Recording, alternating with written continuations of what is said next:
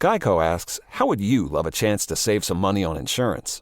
Of course you would. And when it comes to great rates on insurance, Geico can help.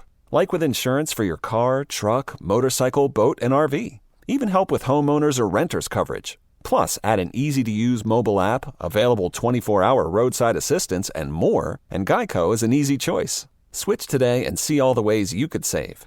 It's easy. Simply go to geico.com or contact your local agent today.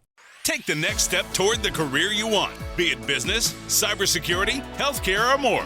UMGC can help you get there. No application fee when you apply by August 31st. Visit umgc.edu, certified to operate by Chev.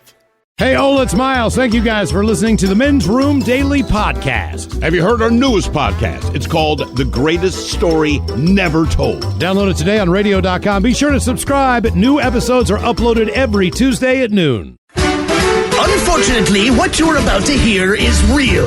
The members of this radio program are simply not that bright, or what some people would call educated. They are merely stupid. They're not trying to offend anyone on purpose. And all have played doctors on TV. You have been warned and are cordially invited to join the party. This is the Men's Room. Forget it, man, and get with the countdown. Get with the countdown. Shake this square world and blast off for Kicksville.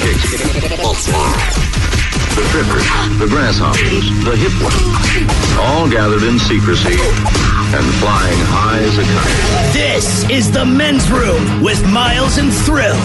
You know what they say, shake your radio more than 3 times, and you're playing with it. You're listening to the Men's Room. And away we go. Welcome to season 16, episode number 3464. Along with Steve the Thrill Hill, the Ted Smith, and Mike Hawk. Montgomery. And you are in the Men's Room. On tap today it is a random question. Your guess is as good as mine. Categories: delicious pizza and Jimi Hendrix. We will play Profile This. Plus headlines, the Men's Room shout of the day, fun with listener emails, and everyone's favorite TV Time with Ted. The clock, you're going to draw. All right, here we go to Florida, where 2 scuba divers find a 2-million-year-old 50-pound bone. Meanwhile, wives with husbands in prison reveal all the ways that they are still able to moan. Yes. Man tries to fly drone into a tornado with results as you would expect. Barista shows in Twitter photo why your job sucks, yet the order is still correct. And a Tampa man gets into an argument over his dog, which leads to a 6-hour standoff with police. That is all coming on today's very special episode of The Men's Room. And now, here's the question. Hola, bitches. Good day to you and yours. All right, we touched on this a little bit last week, but there's a Syrian sailor who spent 4 years trapped aboard a cargo ship off the Egyptian coast. And he was trapped on the boat because of some legal dispute that he had nothing to do with. And the only reason he managed to escape is because the ship ran aground and he took advantage of the opportunity. It should be pointed out, for the last 2 of those 4 years, they say he was on that ship alone, which is not entirely true because it was also overrun with bugs and rodents. Now we go to Tennessee, where, speaking of escape, an elderly couple, they had to perform an escape from an assisted living facility. Now, how did they do it? Turns out the husband used his military training with Morse code to figure out the facility's electric lock code. He would listen to people punch the stuff in, he figured it out, and he managed to get out.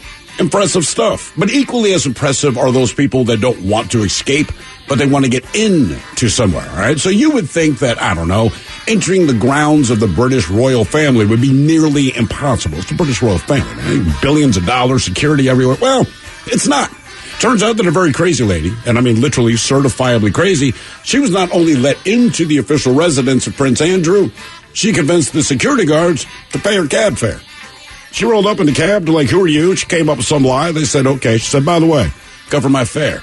And they did. As you might imagine, the royal guard is now undergoing a quote-unquote review. Now, these are just some of the stories that we've come across, stories that left us with many questions we'd like to ask you in the form of our random question, and this is how it works. You call us, we will ask you a question at complete random. And after you share your story, we will share with you the news story that inspired said question. Be a part of the big show, the Random Question. Call 206-421-ROCK. Like the Men's Room on Facebook. Follow us on Twitter and Instagram at Men's Room Live. And send those emails to the Men's Room at KISW.com. Geico asks, how would you love a chance to save some money on insurance? Of course you would. And when it comes to great rates on insurance, Geico can help. Like with insurance for your car, truck, motorcycle, boat, and RV. Even help with homeowners or renters coverage. Plus, add an easy-to-use mobile app, available 24-hour roadside assistance, and more, and Geico is an easy choice. Switch today and see all the ways you could save. It's easy. Simply go to geico.com or contact your local agent today. Take the next step toward the career you want, be it business, cybersecurity, healthcare, or more. UMGC can help you get there. No application fee when you apply by August 31st. Visit umgc.edu, certified to operate by Chev. I'm Glennon Doyle, author of Untamed and host of the podcast We Can Do Hard Things. Each week, we talk openly and honestly about the hard things in life together with you.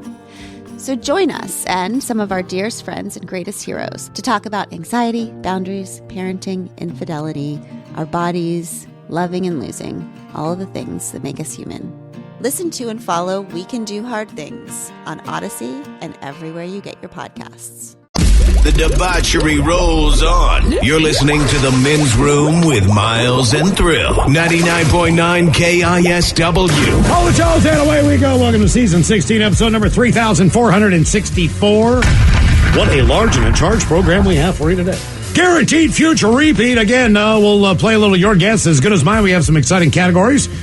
We have, for your listening pleasure, the 10 greatest Jimi Hendrix songs of all time. All right. Don't know if you guys watched Little Sounders FC last night. I did. They were wearing their Experience Hendrix kits. Yes, they were. So in honor of that, we have the 10 greatest Jimi Hendrix songs of all time. I like one of the announcers on the Sounders game. He pointed out, he said, hey, man, they're wearing these special kits for today in honor of Seattle legend Jimi Hendrix. And the other guy goes, oh, man, my favorite song, one of my favorite songs, All Along the Watchtower. And I'm like, that's cool. It's a cover. It is. I'm just saying, it's a great song, but...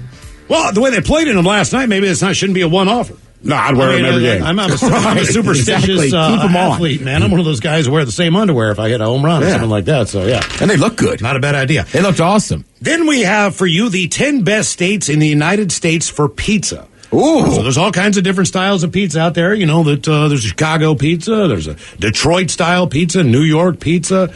Missouri's got a interesting pizza. Wisconsin's got their own kind of weird pizza. Yeah, it's not weird. It's just there's a blend of cheese and it's in a pie crust. And yeah, looks great. Yeah, fantastic stuff.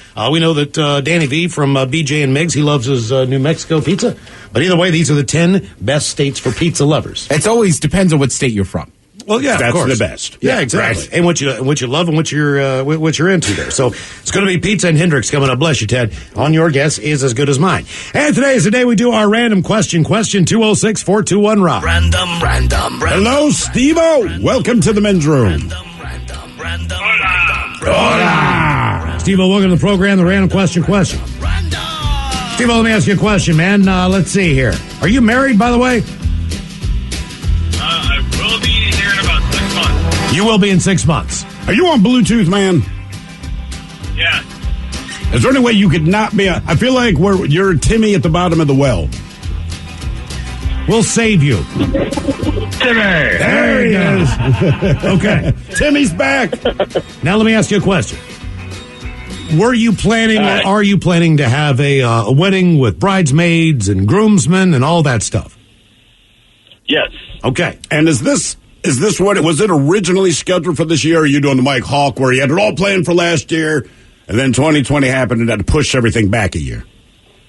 No, I was one of the lucky ones. We planned it for this year. Okay. All right. How many groomsmen and or bridesmaids do you estimate will be in the party? 5. 5 on each side. And it's not an estimate. Your bride has already told you this. Right. There is no room to negotiate this. Okay. So here is the question. It's going to be a strange hypothetical, but I believe this is based on sexual prowess, jealousy, all the things that you want to think about on your wedding day. Right? What groomsman would you not want your significant other to sleep with? You look over and you see all your buddies, your brother, whoever the hell's in this group, and knowing them all very well, when you look over there, you're like, man, she had sex with Jake. I'm not sure she's coming back. You know what I'm saying? Like one of those things. Who would be the guy? Like anybody but him. Even though he's your friend, or your brother, or your uncle, or whatever.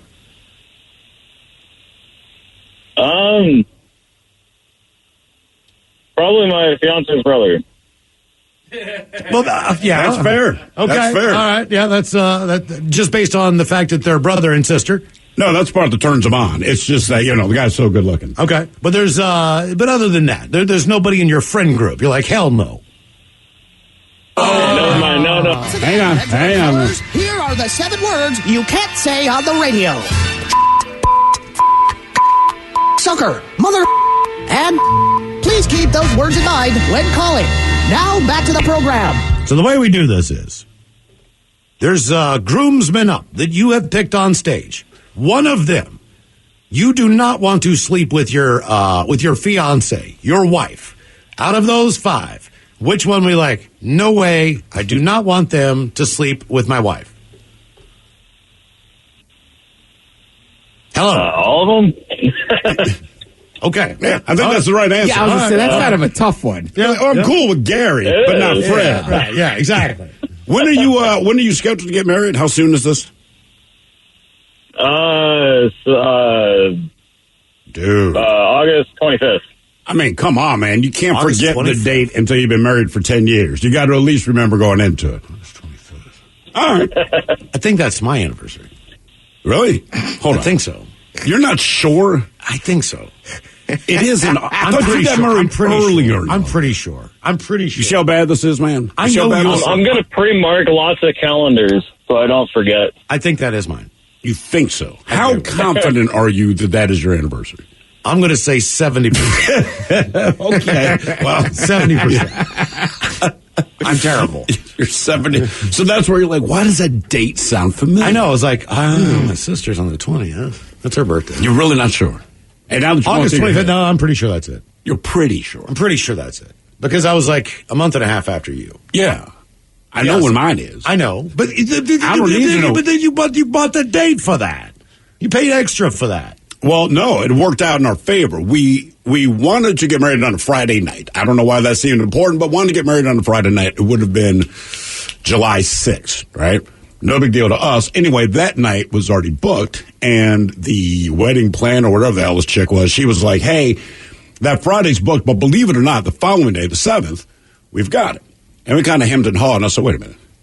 You're getting married on June 7th, 2007. Do it. 777, I can't forget. And honest to God, I said, look, I can't forget this date, so let's do 777. Then what got even crazier, because we didn't really care about the 777. For me, it was just convenient that it worked out.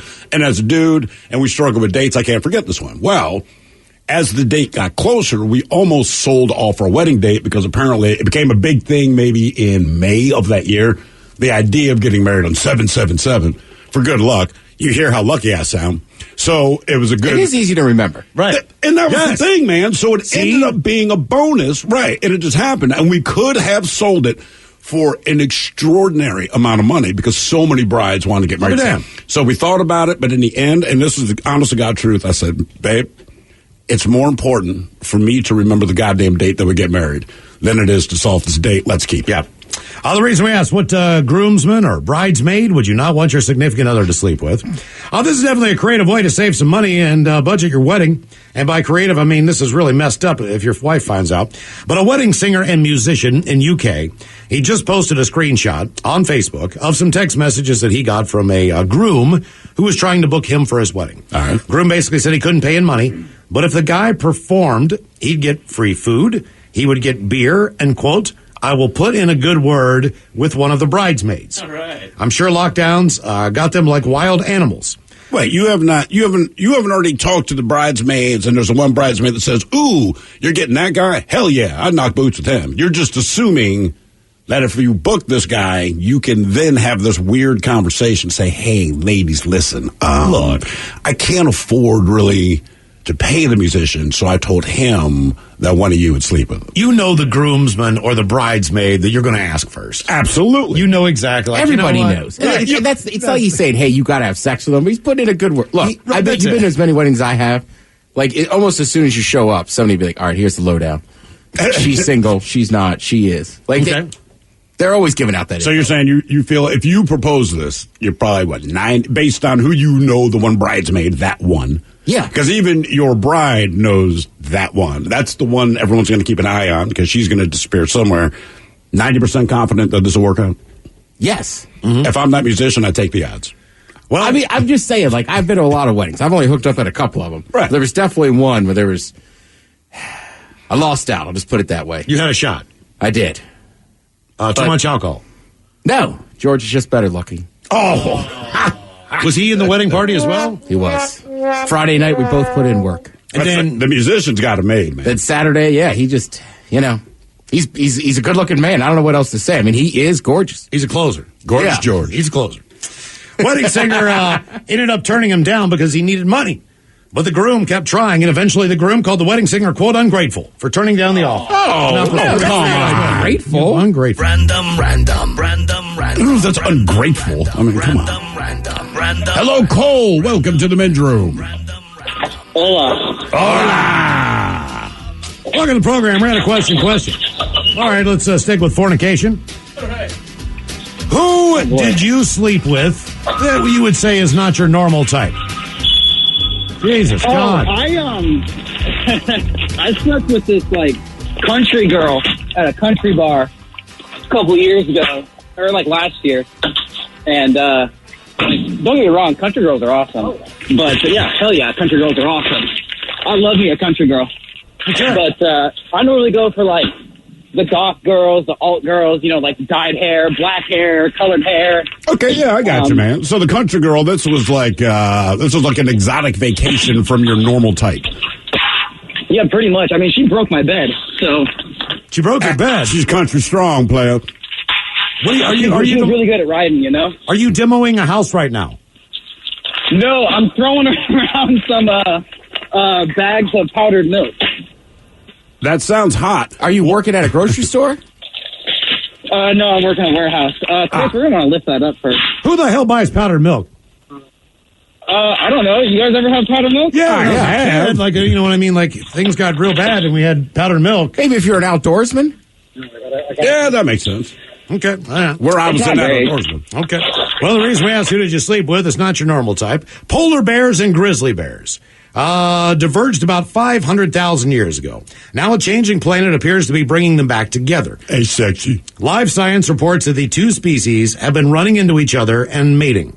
I like that. You could run into any species of anything, but instead of fighting, they're like, you ever been with a white bear? With greater frequency in recent years, resulting in a hybrid bear known as a pizzly. No, that's not what they're going to call it, is it? Or a growler. I think growler's better than pizzly. Two factors behind the phenomenon. Grizzlies are moving north because of hotter temperatures.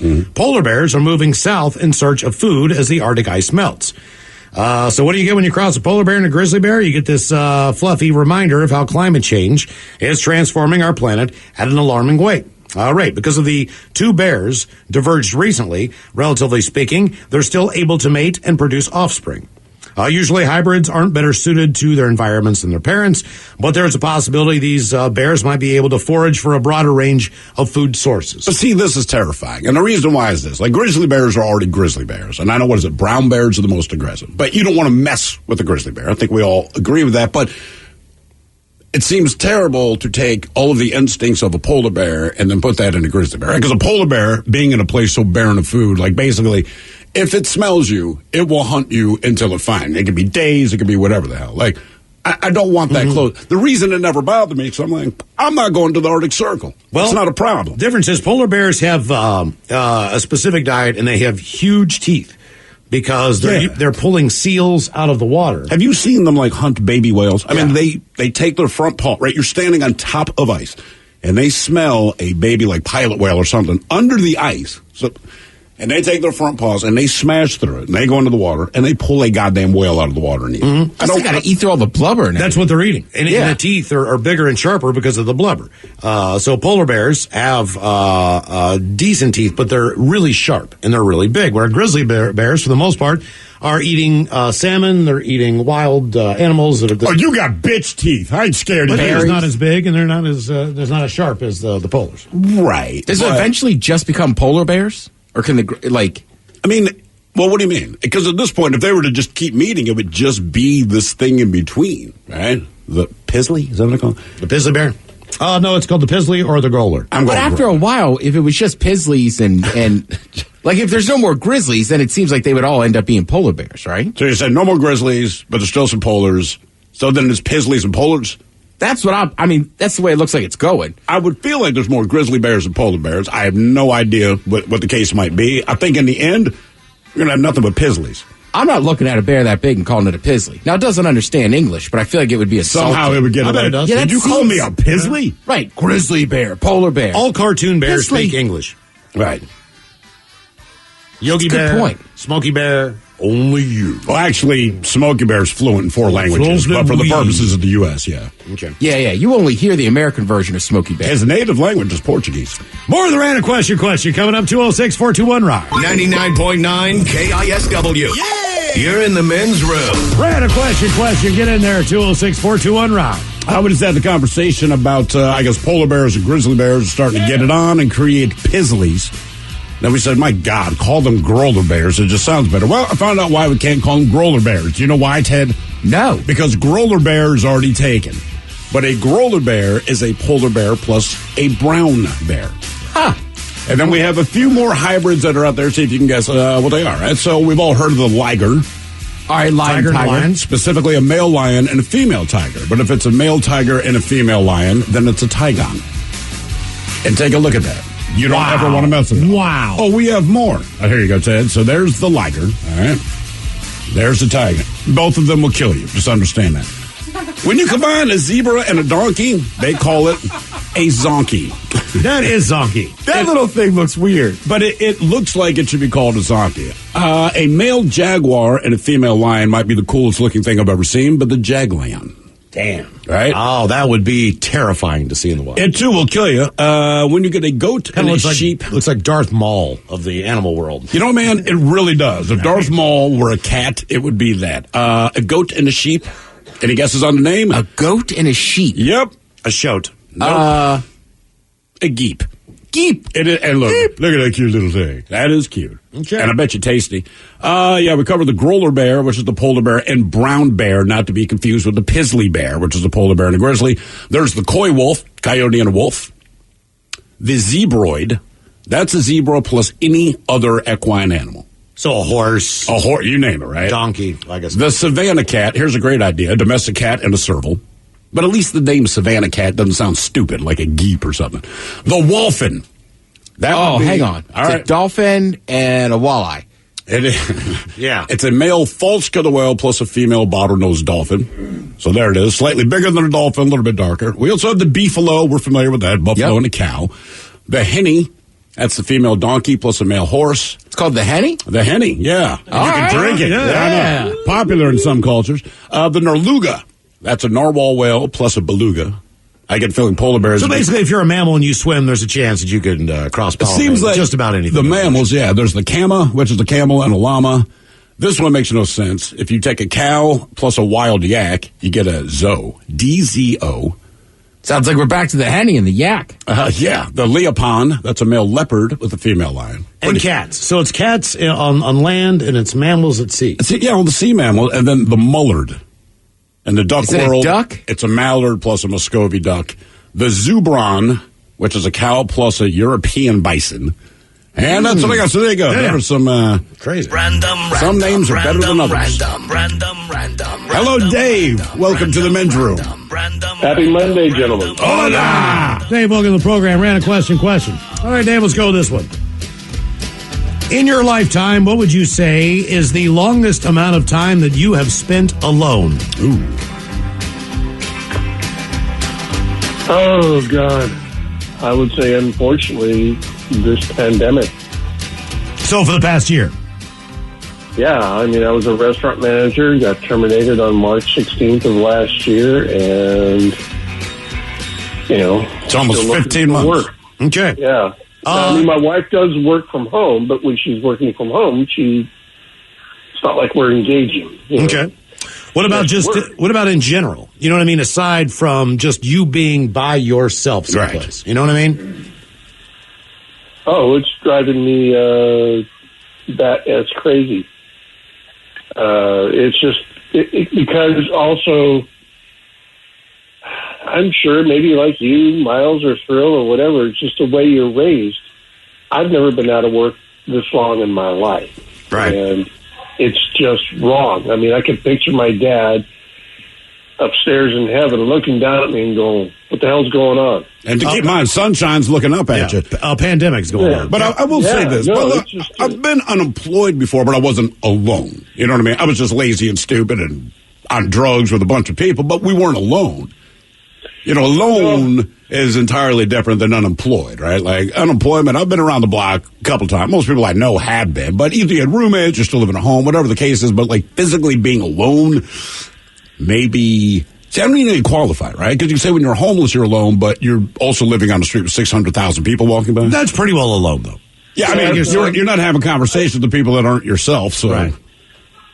Yeah, no, it's wild. I mean, I'm at a point in my life where my youngest kid is 28 years old, and he just got married last year in June in Austin, Texas, and it's like you're not even engaged with your family as much because you can't travel. I mean, yeah, sure. Yeah, no, without question. My stepfather is having a tough time with that. We just, both my wife and I finally got our second vaccinations last week, and I'm ecstatic about that so that summertime comes. I've got a daughter and a son who both live in Bend, Oregon. I want to head down there and say hi to them.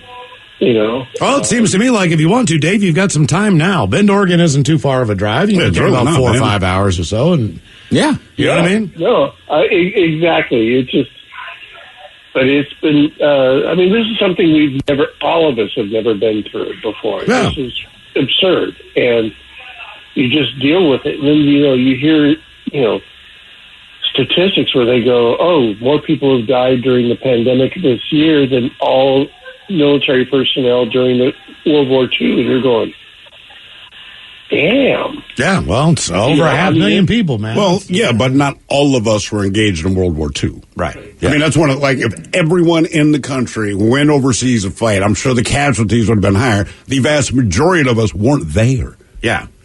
I'm trying to think, man. Maybe alone. I mean, alone 3 days. 3 days? 3 days alone. And that was, Mike, for Order of the Arrow, where they dump you out in the middle of the woods and you have to stay out there for a few days by yourself. I mean, what counts? I mean, can you have any contact with people? Yeah, but... you can still have if you order food or something like that. I spent 8 days alone just in a tent. Yeah. Yeah, and you quarantined when you thought that you might have COVID, or you just thought you might have the symptoms. Oh. Yeah, that was 2 solid weeks, wasn't it? Yeah, that was 2 weeks. And you were losing your mind by the end. I remember that. Yeah. So, I mean, that definitely counts. Back to that. I mean, if homeless counts alone, 3 months, but it's, like I said, it's different. There's still people all around you, you know what I mean? My stepfather, he lives where I grew up. His mom has since passed on, his father's passed on, and his 2 sisters have moved away. So his whole family that grew up in this town, where most people never leave the town, there's just nobody there anymore. And he lost a couple of his good friends to COVID this year. So he's just like, I'm the only one here. And I'm like, thinking about it, I'm like, yeah, you are the only one still there. Like, it's, sorry, dude. Like, that sucks. Random question, 206-421-ROCK. Oh, yes. By the way, I forgot to answer the question. What's the longest amount of time you spent alone? Did that last week, too. A Syrian sailor spent a frightening 4 years trapped aboard a cargo ship off the Egyptian coast. 2 of them alone before he was finally allowed to go home earlier this month. Mohammed Aisha's nightmarish ordeal on the 330-foot-long container ship began over a legal dispute with Egyptian authorities. I don't know how this happened, told a newspaper. The world has been isolating, but I've been abandoned. Vessel was detained at a port in Egypt near the mouth of the Suez Canal, not long after the 29-year-old had boarded in May of 2017. Ship's captain was out running errands on shore, and Aisha was working on repairs when in Egyptian court, they boarded with a letter declaring the boat would be held until its owner paid $20,500 for a 3-ton anchor bought the year before that he never paid for. So as chief mate, the second in command, he signed the letter designating himself as the legal guardian of the vessel on the advice of the captain. Yeah, of course. Yeah. Just sign that. He said, I had no idea it was the biggest mistake of his life. In November of 2017, Aisha called the ship's agent to leave, but a port official told him that as the ship's legal guardian, he is required to stay on board. So he got word in September 2018 that his mom had died. By August 2019, he had been left entirely alone aboard the vessel as more than a dozen crew members, they called it quit one by one and went home. At night, he told the news that the ship was as dark and silent as a grave. The ship's agent supplied food and fuel, but as time went on, the deliveries got smaller and less frequent. He had no more than a few pieces of dried bread to eat some days. 2 different times in 2019, he radioed distress alerts, claiming the ship was no longer supporting life, and then took a lifeboat to shore, hoping to cut through the bureaucratic red tape. Police then escorted him back each and every time. He pleaded with authorities, put me in jail. But they said they couldn't because he hadn't done anything wrong. He developed scurvy-like symptoms, was beginning to lose 3 teeth after months of poor nutrition. In order to fall asleep, he took up to 12 painkillers a night. So at least the ship was stocked with that. In March 2021, a storm blew the vessel off its anchorage, causing it to run aground near the mouth of the Suez, where the massive container ship got stuck and blocked the canal for nearly a week last month. He described the storm as divine intervention. He eventually swam ashore and left the ship. They called him the police the castaway and said that they would not arrest him as long as he returned to the ship by sunset. Ultimately, he was freed after international transport workers offered to have one of its union representatives in Egypt take Mr. Aisha's place and become the legal guardian of the vessel. He was on that thing for over 3 years. Whatever happened to the captain? You know, captain like, took off. just sign this, man. I'm out of here. And they said, I want to say the last crew members that were with them left 2 years ago. So for the last 2 years, it's just him on the ship. With no food, really. And then they call it dried bread. I don't know about you. Is dried bread something you intend to have, or is your bread simply stale? Yeah. You know what I'm saying? If you say dried bread, like, toast is dry bread, stale bread is also dry bread. What are you eating here? I feel like that just means like he's got nothing to put on. That's what I'm thinking. Yeah, it's just a piece of bread. Also, there's a story about the man who's been living alone on an Italian island for more than 30 years, and he's finally going to leave because he got in an argument with the government. I don't think he would have. He didn't want to. Mauro Morandi, who's 81, he would be stepping down as the caretaker of Badeli Island. I think that's kind of close to Greece or Italy, I believe. It's near Sicily. What's the Sardinia? It's Sardinia, sorry. Yeah. Somewhere down in there. Previously was owned by the government. Then the government took back over in 2016. They made him the caretaker. He'd been living on the island since 1989. He accidentally landed there after his boat ran into trouble.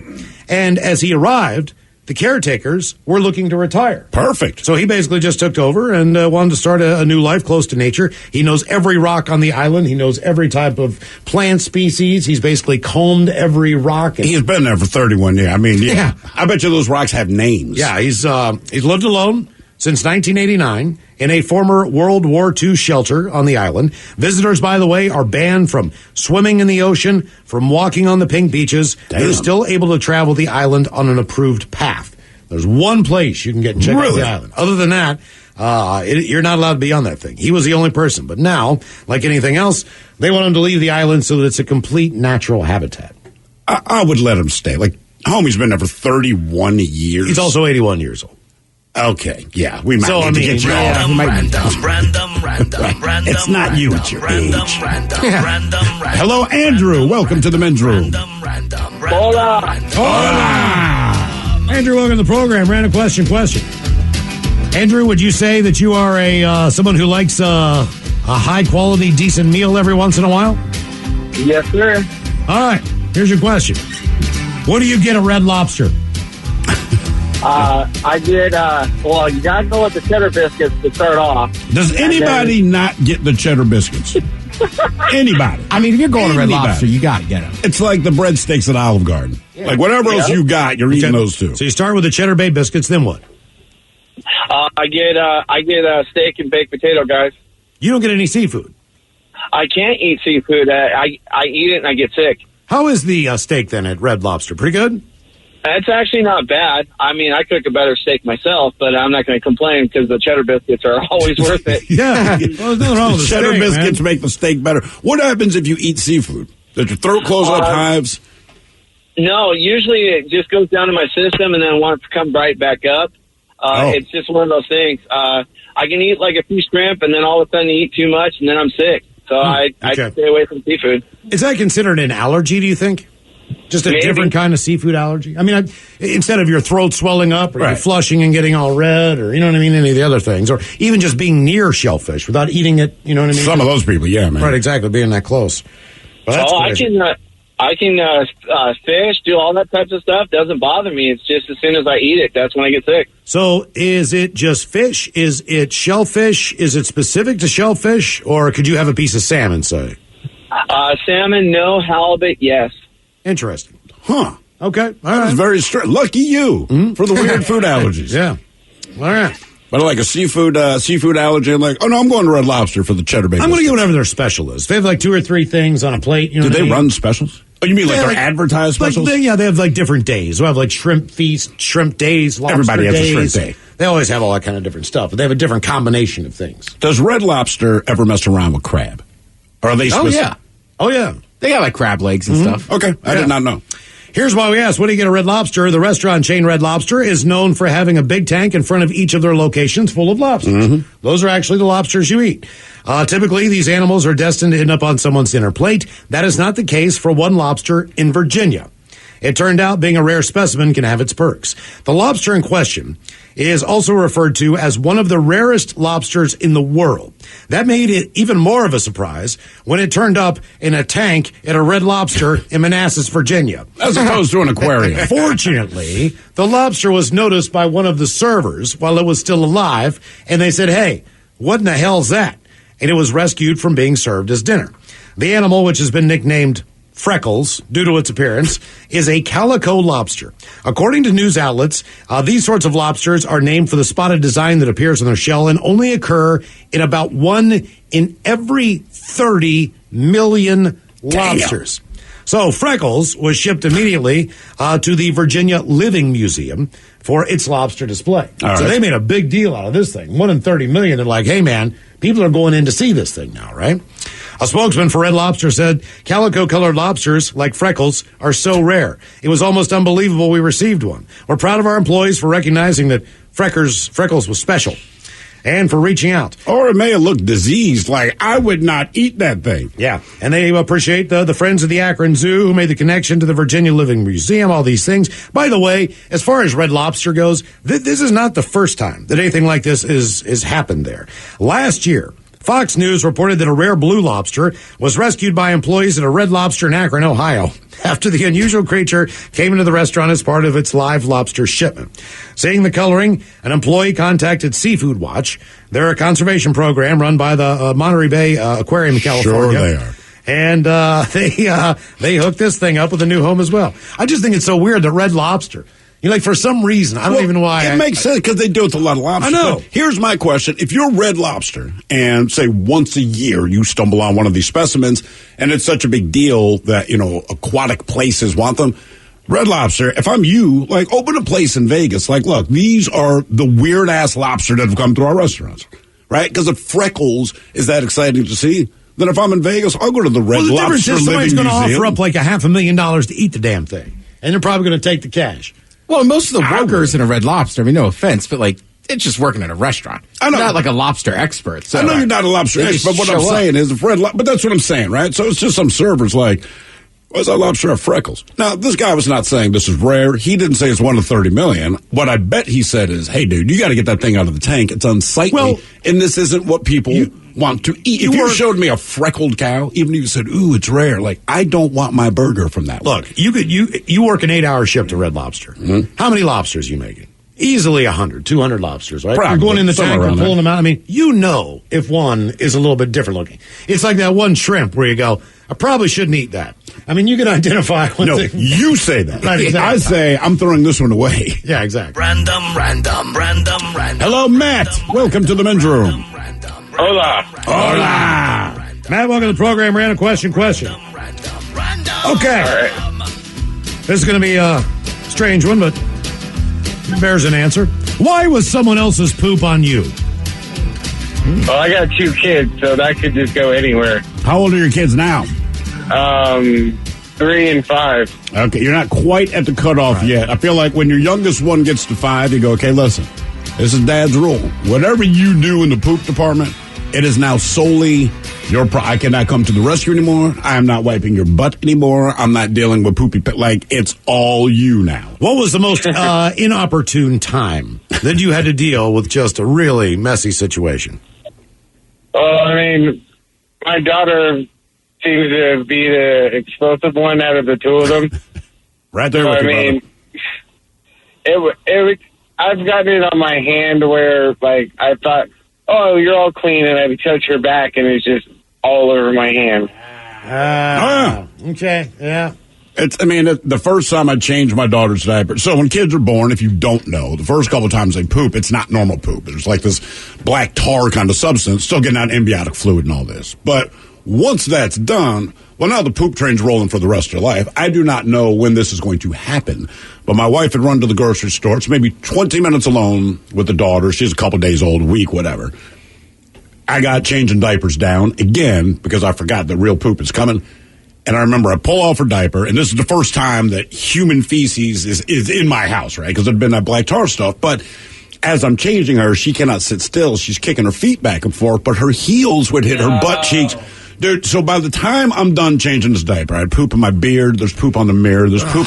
Dude, and this all happened in like 15 seconds. Jesus. And I was like, she's got to go up for adoption. She can't live here. It cannot be this way. Reason we asked why was someone else's poop on you. According to Scan Nashville on Twitter, a call came over the Metro Nashville Police radio last night for assistance at Kid Rock's Big Ass Honky Tonk Rock and Roll Steakhouse. That is the actual name of this place in Nashville on Broadway. Got a lot going on. Kid Rock's Big Ass Honky Tonk Rock and Roll Steakhouse. Seems there was a man who was stirring up stuff at the bar, and by that I mean he had removed his colostomy bag and was flinging poo around at others. According to the scanner traffic, this was not the first time or the second time, but it was in fact the third time. Police had been in contact with the man that night, and he had previously refused medical attention both times. Woo! Then when police encountered the man again, he removed his colostomy bag and began flinging poo on the responding officers. That is awful. Yes. Well, the poo-flinging man was eventually arrested. At least one officer was temporarily out of service as he had to go home and make a quick wardrobe change. Let's hope he took a shower. No word on yet what the man's facing as far as charges go. But either way, not once, not twice, the third time that he had flung poo from his bag while out in the town of Nashville. I can't believe you get 3 strikes on that. You throw one turd in a restaurant, like, you got to go. I can't just imagine driving by Kid Rock's Big Ass Honky Tonk Rock and Roll Steakhouse and saying, we should go in there. Right. Can you? Not anymore. Who would you talk into doing that with you? No one I know. I'm saying, like, good God. More of the random question coming up, 206-421-ROCK.